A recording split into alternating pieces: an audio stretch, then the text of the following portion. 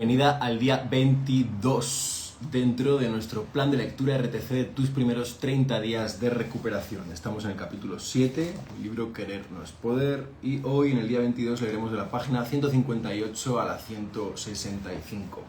Vamos allá.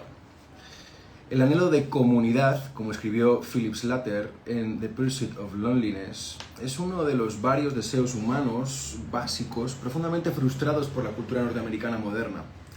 Este afán de comunidad, dice Slater, es la aspiración de vivir con confianza y cooperación fraterna con el prójimo en una entidad colectiva total y visible. De modo que no solo carecemos de la capacidad y a veces de la valentía para afrontar nuestros problemas, sino que además nuestras familias, instituciones sociales y comunidades no nos están brindando el respaldo emocional y social necesario para que podamos juntar coraje. Abro paréntesis, creo que esto ha sido así a lo largo de toda la historia, no es algo puntual ahora. El hecho de tener suficiente apoyo emocional, físico y social en nuestras vidas hace aflorar lo mejor, lo más heroico, de cualquiera de nosotros. Abro paréntesis otra vez, aunque ningún héroe esperaba tener el apoyo de su familia, de su sociedad para hacer lo que tenía que hacer. Cierro paréntesis. Saber que no estamos solos cuando tomamos una medida que requiere valor para afrontar un problema y que si fracasamos en nuestro intento de resolverlo no sufriremos un inevitable abandono, sin duda nos facilita la tarea de reunir todo nuestro coraje. El creciente individualismo es otro factor que frustra nuestro anhelo de comunidad y nos hace más vulnerables a la adicción. Nuestro sistema económico premia el desenvolvimiento individual más que el esfuerzo cooperativo. Como consecuencia, dice Charles Derber en The Pursuit of Attention, cada persona funciona como un yo independiente y aislado, cuya supervivencia y cuyo éxito dependen de sus propios recursos. Por consiguiente, nos vemos llevados a enfrentarnos unos con otros y nuestra confianza mutua es socavada. Sentimos que no podemos contar con nadie más que con nosotros mismos, lo que nos produce una profunda sensación de angustia e inseguridad. Se nos induce a pensar que si no hacemos las cosas bien, nos veremos condenados al ostracismo, seremos considerados indignos y quedaremos librados a nuestras propias fuerzas. Esta tendencia a que cada cual se preocupe solo por sí suele llamarse individualismo cerril o supervivencia del más apto, y es la filosofía sobre la que se fundó la sociedad norteamericana. Encontrarse en una posición de debilidad o necesidad, como hemos visto, significa ser despreciado. La conexión entre nuestra creciente inseguridad, nuestro anhelo de comunidad y nuestra cada vez mayor vulnerabilidad a la adicción es ahora más evidente. Una de las gratificaciones secundarias de las adicciones y un atractivo oculto de estas es que nos hacen miembros de un club junto con otros adictos. El jugador disfruta de la camaradería del juego con otros jugadores. El drogadicto a menudo interactúa con un conjunto estable de personas con las que se droga, a las que les compra la mercancía o a quienes se la vende. Muchos alcohólicos recuerdan haber disfrutado, al principio, de la sensación de pertenencia que sentían en el bar o en las fiestas con otros bebedores. Al adicto al trabajo, las relaciones de la oficina le suelen brindar una sensación de comunidad. Leon Burmser, escribiendo sobre la adicción, le llama a esto pseudocomunidad y observa que ella no puede satisfacer el anhelo de comunidad del adicto. Los compinches de la drogadicción, sostiene, no se diferencian mucho de los individuos implacablemente competitivos de la sociedad más amplia a los que sustituyen, en la medida en que también persiguen objetivos superficiales y equiparan la felicidad con el éxito adquisitivo de uno u otro tipo. Sea su meta adquirir bienes o adquirir drogas, el individuo está buscando algo exterior a él para sentirse lleno. Dentro de esta clase de club se percibe muy poca aceptación o confianza incondicionales. Uno debe mantener su máscara o imagen. Las personas también son juzgadas de acuerdo con criterios superficiales y no es de esperar que el objetivo compartido de drogarse o jugar o hacer compras pueda proporcionar un sentido de significación y propósito a largo plazo. Ahora aquí paréntesis para comentar que varios de mis compañeros de recuperación, además de... a largo plazo, marco aquí para saber dónde iba. Me gustaría comentar que efectivamente este sentido de camaradería dentro del consumo, este sentido de pertenencia a un club, es un sentido completamente falso, porque es un club en torno al cual perteneces debido a el poder de adquirir ciertas cosas, el poder de ese materialismo, esa superficialidad. Entonces, muchos compañeros, o algunos de ellos, para mí muy significativos, que además de consumir, habían pasado a la parte de traficar, no he conocido a nadie en recuperación, ni en la cárcel, que no haya sido traicionado por sus supuestos compañeros de consumo o de tráfico. Entonces, realmente, los valores de lealtad y los valores de honestidad y de amistad en ese tipo de círculos duran lo que te dura la bolsa o la sustancia, el dinero o lo material. Entonces, es un sentido de comunidad y de pertenencia bastante gaseoso. Continuamos. Para constituir un verdadero respaldo, una comunidad debe ofrecer un sistema compartido de valores de orden superior, algún sentido de propósito y significación, y brindar una sensación de seguridad a sus miembros. Como se dijo antes, una importante razón del éxito de los grupos de autoayuda es que también proporcionan compañerismo, la seguridad de una comunidad de sostenedores. Lo que proporcionan estos grupos y que la pseudocomunidad no puede ofrecer es la aceptación incondicional de la verdadera persona que se esconde tras la máscara, de la persona con flaquezas y puntos vulnerables. Esta sensación de ser aceptados por una comunidad de prójimos les proporciona a muchos el primer verdadero sentido de vinculación, de pertenencia segura, basada en su propio valor intrínseco. La fuerza de ese apoyo, de esa sensación de comunidad, no debe ser subestimada. Es la atmósfera en la que podemos comenzar a sacarnos las máscaras y a permitir que se curen nuestras heridas. Como expresó un adicto en vías de recuperación, refiriéndose al grupo de autoayuda al que asiste, ellos saben quién soy yo, e igual me aceptan. La adicción y la búsqueda secreta de significado. Todas las adicciones son formas de idolatría. M. Scott Peck, entrevista en Change, marzo-abril de 1988. Todas las adicciones son formas de idolatría. La obsesión de nuestra sociedad por la adquisición de dinero y posesiones es otro factor más que nos hace propensos a la adicción. Si dependemos de los bienes materiales para sentirnos llenos, a cambio de esta solución mágica, pagamos con nuestra libertad, con nuestra alma. Siempre que creamos que debemos proteger nuestra provisión de bienes, nos vemos impedidos a tomar ciertas decisiones referentes a nuestras carreras y a nuestras vidas que podrían gratificarnos verdaderamente. Buscamos entonces otra cosa, nuestros alteradores del estado de ánimo para llenar el vacío. De hecho, la palabra adicción deriva del término latino adere, que significa dedicarse. A falta de algo mejor, nos dedicamos a nuestras adicciones. La adicción al trabajo, como cualquier otra conducta adictiva, es fomentada por la avidez del éxito material. Muchos conservan empleos que no les satisfacen, recorren largas distancias para llegar a su oficina, trabajan cada vez más horas al día, se llevan trabajo a la casa y trabajan durante el fin de semana. En una encuesta Harris de 1967 mostró que la semana laboral típica en Estados Unidos aumentó a 46 horas, de las 35 que tenían en 1973. En forma correspondiente, la cantidad del tiempo libre ha descendido de 26,2 horas por semana en el 73 a 16,6 horas en el 87. Y no sé a día de hoy cómo estaremos. Aparte de todo el tiempo que se nos va en redes sociales o en ese dispositivo desde el cual usted me está viendo. Pero esta creciente implicación en el trabajo no está conduciendo a una mayor satisfacción. Solo el 42% de los hombres encuestados y el 56% de las mujeres declararon estar muy satisfechos con su trabajo y la mayoría manifestó que este era el aspecto de su vida que más estrés le provocaba. Nos juzgamos a nosotros mismos y a los demás de acuerdo con lo que hacemos, lo que tenemos y cuánto logramos, más que según cómo nos sentimos respecto de lo que hacemos y si estamos o no disfrutando verdaderamente de la vida.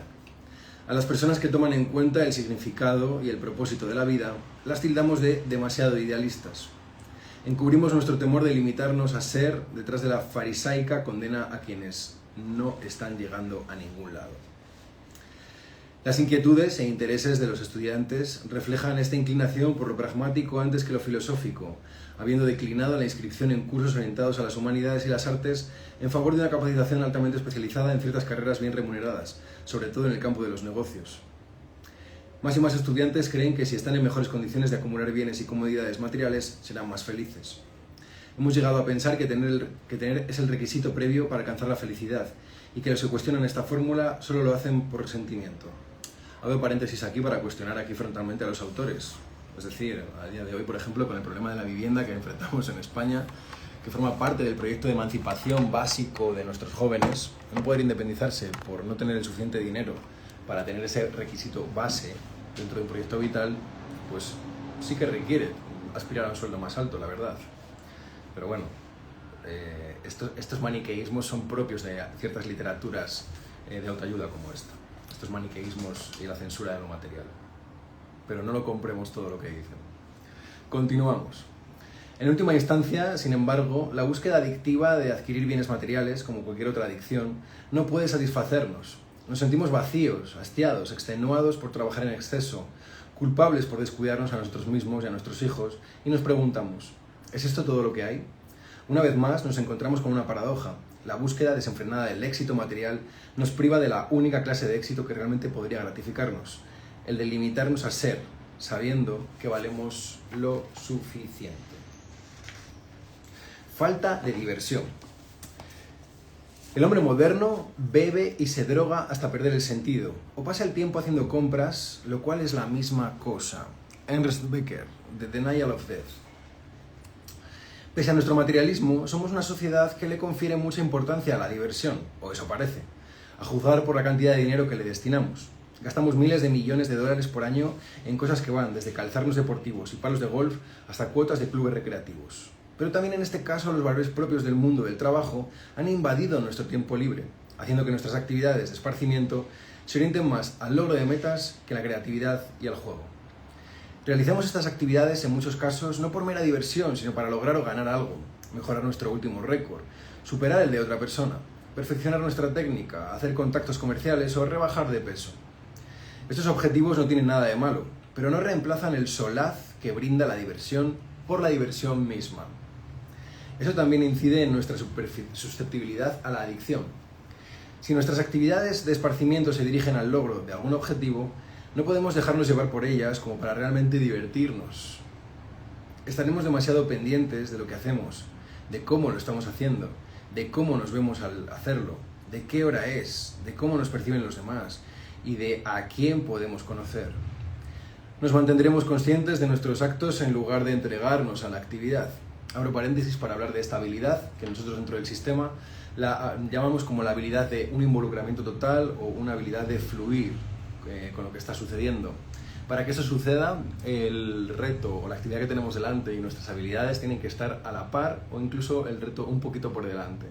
Si no, si el reto es demasiado, caeremos en la frustración; si el reto es demasiado bajo, caeremos en el aburrimiento. Entonces, toda actividad recreativa ha de tener esas características.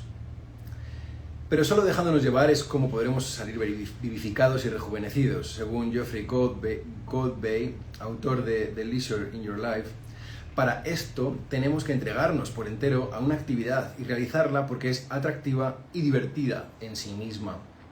Si nos consagramos a una actividad que nos hace disfrutar, dejaremos de llevar cuenta del tiempo y no estaremos pendientes de nosotros mismos. Saldremos de la experiencia rejuvenecidos y renovados, recreados. En este sentido, las actividades de esparcimiento que resultan vivificantes son similares a la meditación sobre el punto focal. Por el momento, todo interés o preocupación racional se hace a un lado. Lo único que cuenta es el instante. Abro paréntesis aquí para decir efectivamente, una habilidad muy importante es la de vivir con nuestras preocupaciones a raya y eso requiere inteligencia. Es decir, solo un necio está todo el rato preocupado en su vida.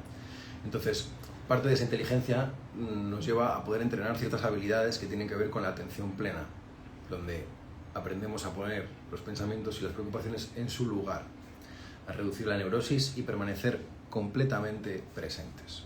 Pero eso es una habilidad y hay que entrenarla también. Continuamos. Los alteradores del estado de ánimo brindan esta oportunidad de centrarse en un punto focal.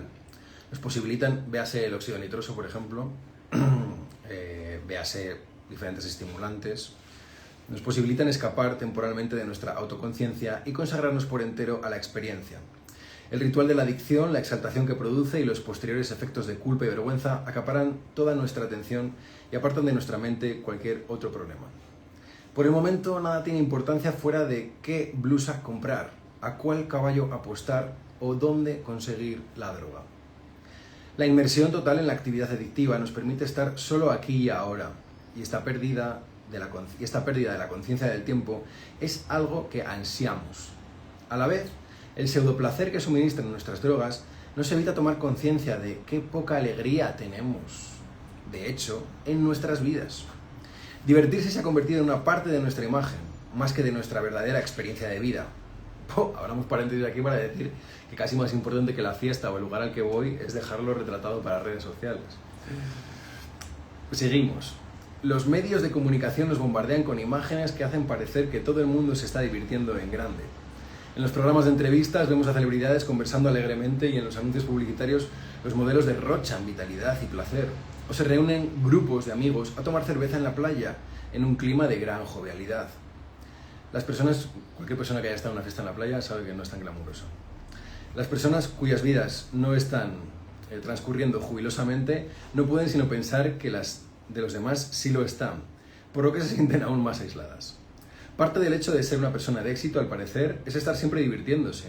Si eso no sucede en su caso, entonces usted tiene alguna deficiencia.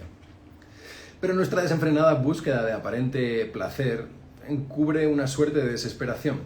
Más que una sociedad excesivamente ávida de placer, es muy posible que seamos un pueblo que busca desesperadamente un respiro en el implacable requerimiento de ejecutar, lograr, sobresalir y autovigilarse que nos impone nuestro estilo de vida exigente, acelerado y sujeto a horarios. Lo que parece ser recreación probablemente sea más bien recuperación. La cuestión en el fondo no es que seamos desmedidamente autocomplacientes, sino que nos entregamos muy poco a nuestro yo interior. Este anhelo tan arraigado de encontrar una solución rápida es la razón fundamental de la epidemia de adicción en los Estados Unidos. Es un modo de pensar que se enraizó y prosperó en gran medida durante el periodo de posguerra de los años 50 y 60, cuando se estaba educando a la generación de los nacidos en la época de la subida de la tasa de nacimientos que siguió al término de la guerra. No es casual que estemos presenciando una proliferación de adicciones ahora, en momentos en que los miembros de esa generación se están acercando a la edad media. A la edad media. Será la media de edad, pero bueno. Antes de concluir nuestro análisis de la sociedad adictiva, examinemos cómo se inculcaron a la generación de las personas nacidas en la década del 50, tal vez más que a ninguna otra generación anterior, los tipos de valores y creencias que fomentan la adicción. Nuestros queridos boomers. Muy bien, vamos a ver cómo a los boomers les metieron todo esto en el tarro. Continuamos, página 165, última página de nuestra lectura. Los nacidos en los años 50, la generación que marcó el rumbo de nuestras adicciones. La generación de las personas nacidas durante el incremento de las tasas de nacimiento que se produjo tras el término de la Segunda Guerra Mundial es la más numerosa que jamás haya existido en nuestra sociedad. A medida que fueron pasando por cada etapa de la vida, desde la infancia en los años 50 y la adolescencia en los años 60, hasta principios de la Edad Media en los 80, los miembros de esta generación, con sus gustos y valores cambiantes, han tenido una enorme influencia en la sociedad norteamericana. Ellos han marcado el rumbo, han sido los barómetros de nuestra cultura durante las últimas 3 décadas, ya sea en materia de modas, de estilo de vida o de drogas a elegir, o de conductas selectivas a elegir también podríamos decir. No fue casual que la marihuana se convirtiera en la droga más consumida durante la década de 1960. Esta droga se ajusta perfectamente a las necesidades de los por entonces adolescentes miembros de la generación de posguerra. Las cualidades de ser aplomado, reflexivo y centrado que la marihuana intensifica se consideraban un objetivo deseado en esa época. De manera similar, la cocaína ha pasado a ser la droga preferida de los años 80, porque se ajusta a las necesidades de los miembros de esa generación, que ahora se aproximan a la Edad Media. La cocaína lo hace sentirse a uno desenvuelto, productivo, enérgico y con las cosas bajo control. ¿Qué podría resultar más adecuado para un conjunto de individuos ambiciosos que están tratando de ascender en sus carreras y lograr el éxito material? Muy bien, hasta aquí la lectura del día 22, de la página 158 a la 165. Y la pregunta para hoy es, ¿qué sería para mí vivir más libre? Recordemos que parte de la transacción que hacemos con la conducta adictiva es darle nuestra libertad. Es que quizá no tenemos nada mejor en nuestra vida para lo que ser libres. Quizá una vida sin eso nos parece una vida miserable porque, sinceramente, cuando estamos atrapados en las conductas adictivas, no hay nada mejor en nuestra vida. Entonces, tener esta reflexión y poder darle espacio a esta pregunta de qué sería para mí vivir más libre, significa ¿qué elegiría yo o qué elijo en mi recuperación darle más peso a eso en mi vida?